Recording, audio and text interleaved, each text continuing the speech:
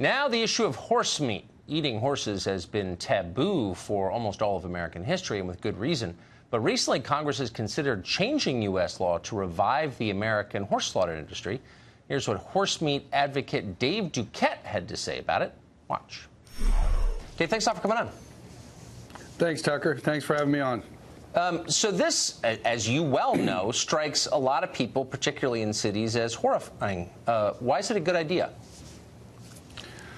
It's mainly a welfare issue, Tucker. It's the welfare of horses in the horse world is it's gone downhill ever since. When you have something that doesn't have any value at all, which is what the unwanted horse is, they end up getting shipped to Canada or Mexico, and they're not worth anything. Right. We have that problem with a lot of domesticated animals, certainly with cats and dogs, and unfortunately we euthanize a lot of them. It's really sad, but we don't eat them because it feels like it's crossing the line because we're so close to them. Why are horses different? Horses are considered livestock in every state in the union, and they're on average a 1,000-pound animal. And as far as euthanizing them, you start euthanizing the 150,000 unwanted horses a year, and you're talking about millions of pounds of toxic waste. Oh, so it's a question of disposing it, and who would eat it?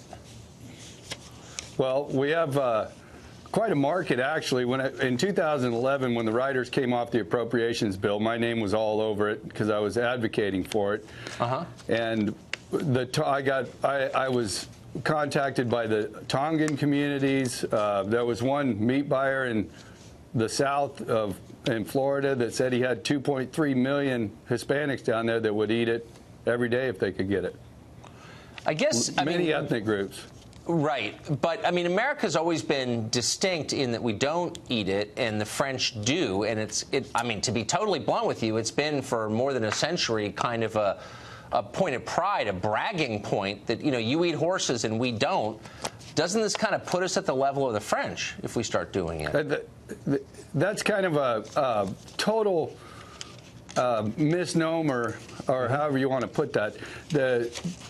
Over 50% of the world's countries eat horse meat every day. If you go around Europe, the whole European Union, you'll find more traditional horse meat recipes than you will any other type of meat. From the Chinese, the Mongolians, the Japanese, all the Indonesian countries, Africa, just about every country in Africa, if they can get a hold of horse meat, they'll eat it. South America, Mexico, if you've eaten tacos on the beach in Cabo, you've eaten some horse meat. Until 1985, horse meat was available on the menu at the Harvard Faculty Club. And the only reason they quit doing it was because the new chef, the meat came to him flash frozen, and the new chef did not want to cook anything that had been frozen. That's the only reason it went off, and that was all the way to 1985. We have a huge history of horse meat consumption in the United States, and the Humane Society of the United States will try to tell you that that's not so. Well, it is so. I mean, it doesn't take very much Googling and very much looking around to find that we did consume a lot of horse meat in the United States. I thought it was just Lewis and Clark in an emergency in a blizzard, or the Donner Party or something. I had no idea. And you're making me rethink that vacation in Cabo.